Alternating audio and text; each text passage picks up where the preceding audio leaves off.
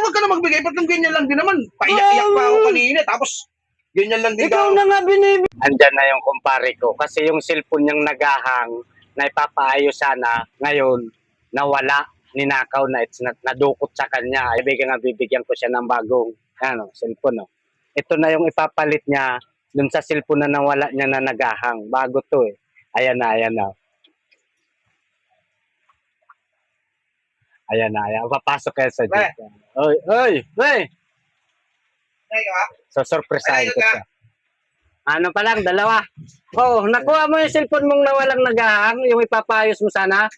Wala na, pre. Hindi na may babalik yun. Pinatay na eh. Ito, problema ko pa nga, pre. Puta, yung contact sa probinsya. Ang lakas ng bagyo ngayon. Pero nagahang naman yun, di ba? Ipapagawa mo. Okay yun, pero pwede pa pantawagin. Papagawa ko sana yun eh.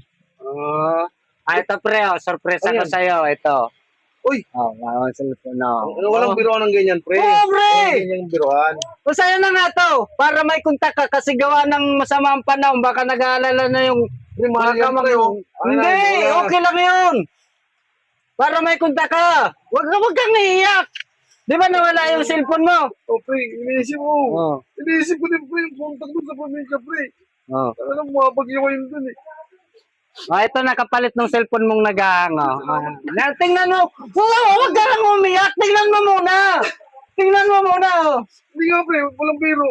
Tingnan mo muna. Buksan mo. Buksan mo. Pre, bago to, pre, Bago yan nung binili ko. Para sa'yo talaga yan eh. Kasi yung cellphone mong nagahang, naisip ko, may cellphone naman ako sa bahay na isa, kaya ibibigay ko na lang sa'yo. Hindi rin nagagamit yan eh. Paano ba ito buksan, pre? Ayan bago pa yan naka-plastic pa yan Pre, salamat, pre. Salamat talaga, pre. Matatawagan ko na yung mga kamag-anak ko sa probinsya, pre. Buksan mo. Sila ng bagyo eh. Bago to, pre, Ay, naka-plastic pa yan. Uy! Naka-plastic pa yan. Salamat po, salamat. Naka-plastic pa yan. Salamat. Naka-plastic yan. Parang nakabukas na. Ha? Nakabukas. Ganyan talaga yan, pre. Ano to, pre? Di ba na yung cellphone mo? Nagahang yun? Oo, ayan. Di ba ipapagawa mo yun? Oo, yun na lang ipagawa mo. Nagahang din yan eh. Paano makatawag? Wala rin, pre. Binila mo pa ako, sira din pala. Hindi, bagong cellphone ko yan. Yung cellphone ko yan na nagahang. Naisip ko, nawala yung cellphone mong nagahang. Kaya sa'yo na lang yan. Yan na lang ang ipagawa mo. Pero pwede pa makatawag. Wala nga, nagahang nga pagawa mo na lang. Pambira ka naman, pre. Nagbigay ka pa ng cellphone, ganito. Dapat di ka na lang nagbigay. Bago yan, nung binili ko. Pasasamayin mo lang yung loob ko sa binigay mo. Dati hindi ka na lang nagbigay.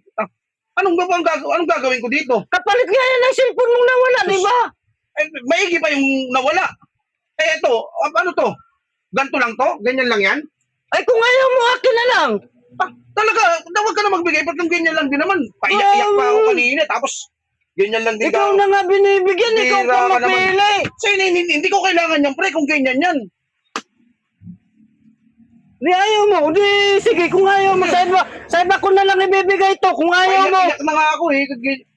Ganyan lang din bibigay mo. Pambira ka naman eh. Kung ayaw mo, di wag, sa iba ko na lang, sino yung may gustong cellphone, ayaw nito, nagbigay ka pa, pre.